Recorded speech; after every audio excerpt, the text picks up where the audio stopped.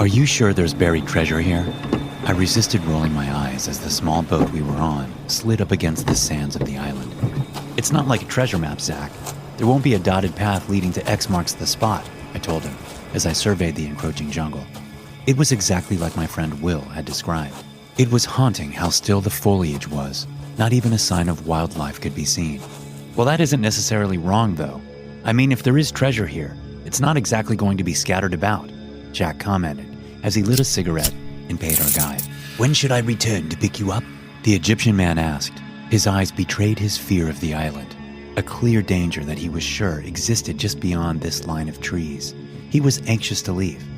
Circle back near dinner time. We should be ready to go by then, Jack decided. You really think we can find something in just 12 short hours? Patty asked as she took out a camera. She was always so eager to capture everything on film. As we tramped through the overgrowth, it was beginning to look like there wouldn't be much to see, though. According to Will, the crash site was near the north cliffside, I said as I grabbed the heavy gear we would need for the eventual dive. I knew my friends were likely expecting to find gold doubloons or medallions, but my interest was in antiques of a different kind. Just for clarity, remind me again what you said? Annie insisted. If you weren't so busy wasting time making out on the trip over here. Jack gave me the stink eye and I sighed, rehashing all the details that I felt were necessary. Okay, so a few years back, Will and his mates came out here on spring break. Said that they wanted to just get away from the hustle and bustle of the main islands and just chill with nature and shit. Well, anyway, while they were here, they went for a few swims and stumbled across an old World War I bomber. He was able to dredge up a few cool things from the wreck before they returned to land, I told them. What exactly could an old aircraft have that we could sell? Jack asked. I pushed the jungle overgrowth aside, and we kept walking toward the north cliffs. I explained it to them. These were probably the first of their kind. The findings of these artifacts could even reshape history of the time, and they'd be priceless, if we can find them, that is. I have enough oxygen for about 4 hours of diving, Patsy said as we got to a clearing. All of us paused for a short, tangible moment as we came across a pile of human skulls. It was jarring and shocking, and immediately Annie spoke what was on everyone's mind. Mark, I thought you said this place was deserted? I swallowed a gulp of air and continued to push through to the next trail. That's what Will told me. That was about 2 years ago. Maybe it's changed since then. That looked like more than 2 years' worth of skeletal remains, Jack snapped, grabbing my shoulder and shoving me against the tree. What ain't you telling us? You keep mentioning you heard the story from Will. Well, what about his mates? Why ain't any of them come forward with stories of treasure? I didn't know what to say, except that it was pointless to lie to them now. I'm not really sure what happened to them. Will never talked about that, but it's not like he was in the right frame of mind. Patsy's eyes sparkled with that sudden realization. Wait a second. Are you talking about William Carter? That guy that tried to commit suicide last year? I dated him sophomore fall semester. Yep, that's him, I said, diverting my eyes. Jack was clearly more suspicious now than ever. Why did he try to commit suicide? He asked. Can we, walk and talk? I don't like staying near that, Annie commented as she pointed back toward the pile of bones. We agreed to that, but Jack kept a close eye on me as we arrived at the cliffside, where it looked like some makeshift cabin had once stood. It was clear from the ashes on the ground that it had also recently been burnt down, probably within the last few months, I realized as I checked the perimeter. Something doesn't feel right about this, Patty said nervously. Let's not overstay our welcome, okay?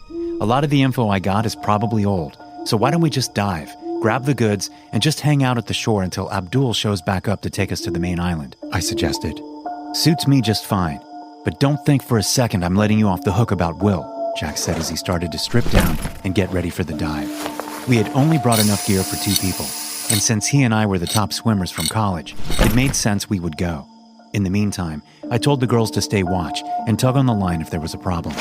I prayed that my growing tension about the island was wrong and we could find the wreck quickly and leave. We swam to a trench that was about 2 kilometers from the cliffs and chose that as the spot to dive. I instructed Jack to stay near to me in case of a sudden riptide, and the 2 of us soon found ourselves in a pocket of the reef that looked like it might be the perfect spot for debris to be scattered in. To my surprise, though, it looked like it was an underground tunnel of some kind, carved completely into the trench. The dive light on my scuba helmet barely penetrated the tunnel a few meters, and from there, it was complete darkness. For some reason, though, I felt compelled to swim deeper. Jack was right at my side, motioning for us to go back. But but something told me that a find bigger than any ruined aircraft was below.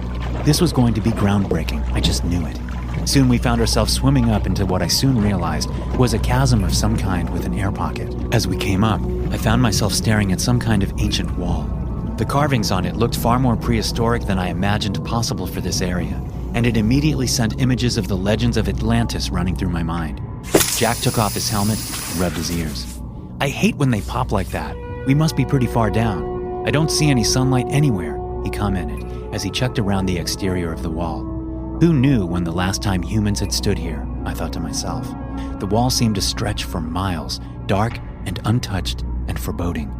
A strange, eerie sense of unease began to creep along my neck as we found an entrance to the other side, deeper into the labyrinth. Was this wall meant to keep us out, or to keep something in? The deeper we went, the more treacherous the path became. It wasn't exactly designed for people. The shapes were too oblong and nonsensical. It felt as though lightning had crossed through the stone and pushed its way into the crevices, even though it was clearly manufactured this way. Some strange, unholy abomination made these, I thought, as we arrived at a massive chamber that reminded me of a cemetery. There were at least 20 oval-shaped coffins standing in a row in front of us, each one of them placed in such a pattern to indicate their place in the hierarchy of this ancient society. Jack whistled softly and took one of the lids off without even hesitating. "What are you doing? That stuff is ancient," I shouted. "Exactly. Forget the aircraft. This is where the money will be at. Museums will pay through their asses for a fortune find like this. It could even reshape what we think about history," he said as he reached into the cylinder and took out a strange black stone. It looked like it was made of pure marble. "This feels like a bad idea. Something about this place reminds me of Will's trip. He said he ran into trouble. Maybe we should head back," I suggested. "Not until we grab a few of these," he insisted, taking a few of the stones and then following me toward the entrance.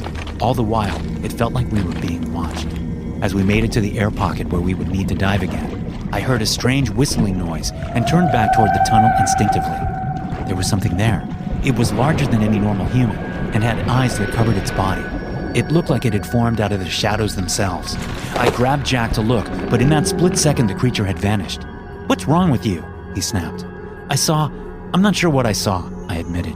"Don't go crazy on me down here. I won't hesitate to drop your ass," my friend told me as he put his helmet back on and placed the black stones in his satchel. The tiny rocks shimmered with more intensity as they hit the water, and I swam behind him, watching as it seemed like they were beginning to erode in the deep waters. As we got back toward the trench, I realized that wasn't what was happening at all. The rocks weren't just dissolving, they were hatching.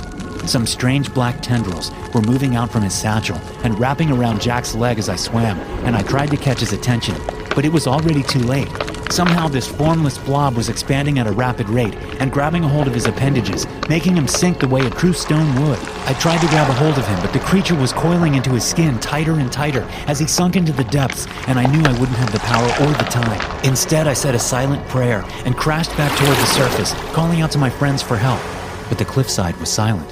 Even as I tugged urgently on the rope, Annie and Patsy, I frantically started to climb up, worried that some other unholy terror might be attacking them. As I made it to the ridge, I caught my breath and saw a group of natives standing there with spears drawn. My friends were on the ground, trembling and trying to surrender. It was clear that one of the tribal warriors had already injured Annie with a bloody knee. There were at least 12 of them, all covering their bodies in a strange smelly copper paint with war designs and fearful monsters that reminded me of the creature that had just swallowed up Jack. "Please don't hurt them," I tried to say, but it was about as useless as talking to a wall. A language barrier was there, and the natives were only interested in seeing us be punished. So they grabbed me by the hair and tossed me into the center of their attack ring, a female group of musicians clamoring on the drums nearby as I was forced to make the decision to surrender as well.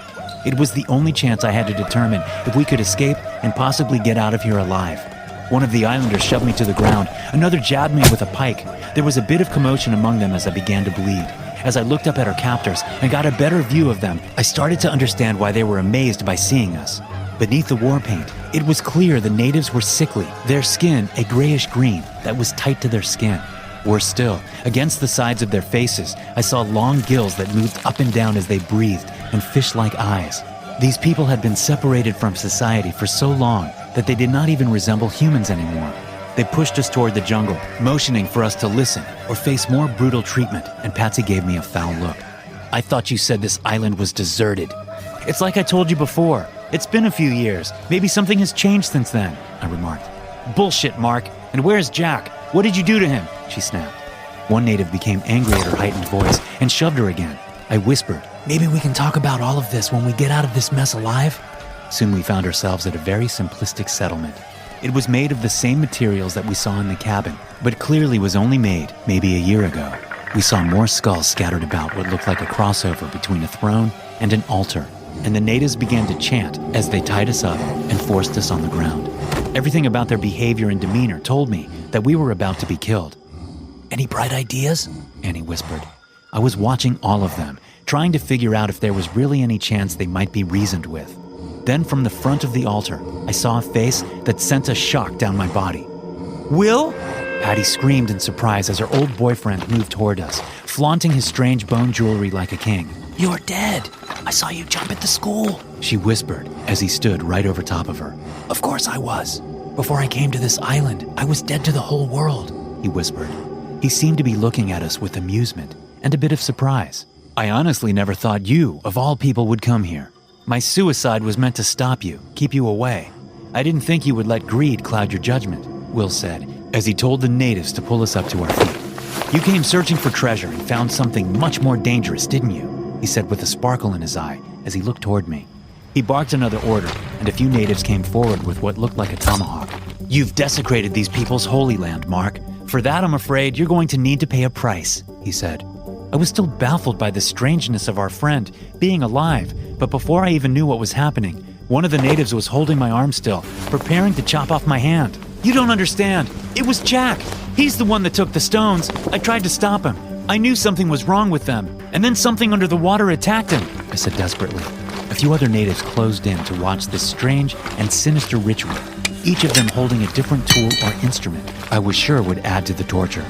Your honesty is refreshing, but you were just like all the others, couldn't steer clear from the call of the gold. And for that, you deserve this, Will shouted, and then motioned for the natives to enact his orders.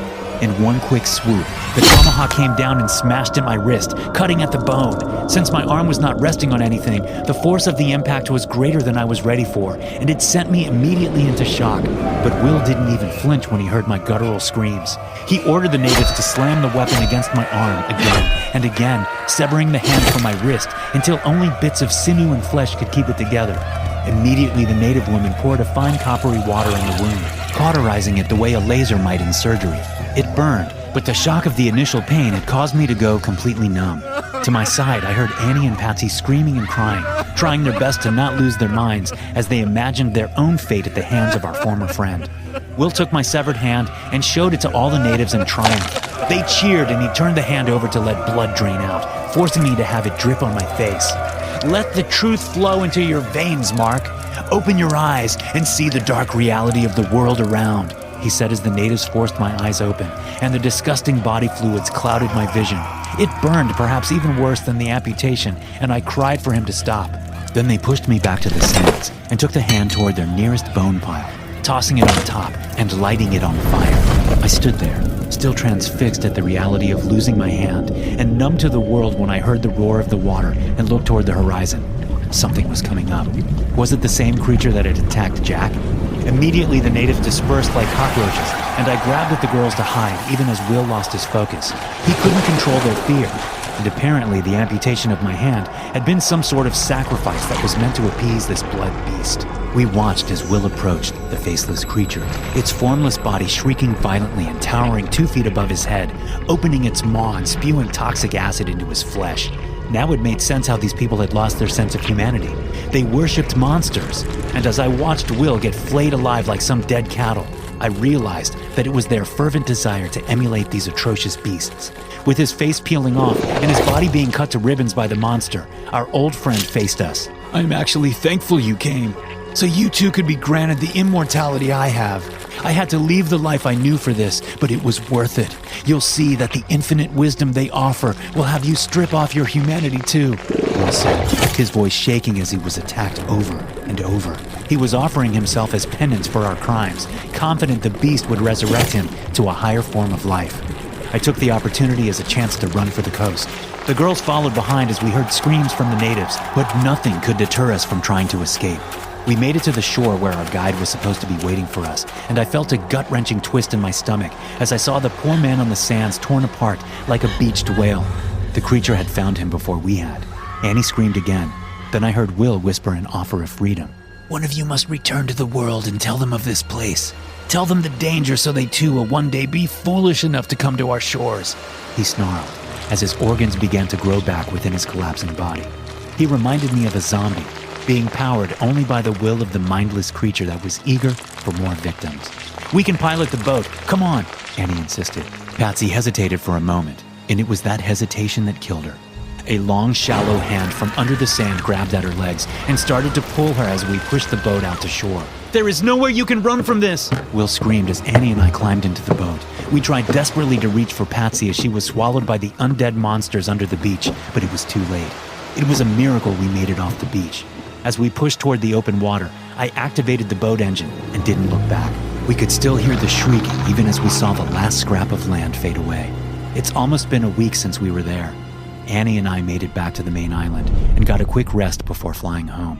At first we agreed to not speak of what happened, to not even tell Jack or Patsy's family or friends, but such silence felt cruel.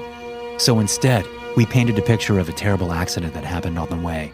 All the while my anger and bitterness towards Will and the island grew. He had lured me there, but why? He had forced me to even lose a limb, and I still only knew that he wanted to satisfy a dark god. His taunting haunted my dreams. Until one day I confessed to Annie that I needed to go back. "We can't escape this," I told her. She refused to accept our role in our friend's death and denied returning with me, but my mind was made up. I have spent the time back to the island recording this to remember the fear and danger of my first excursion here. My hope is that now with this new knowledge, I can gain answers. But when I land, I automatically get the sense that nothing will be the same. There are no skulls, no signs of a cabin or other structures. The island is simply barren and empty. Only haunting laughter echoing in my head is now crashing into these shores, and the reality that my madness will one day consume me to take my life for having allowed greed to cloud everything I ever did. Truly, this is the Screaming Island.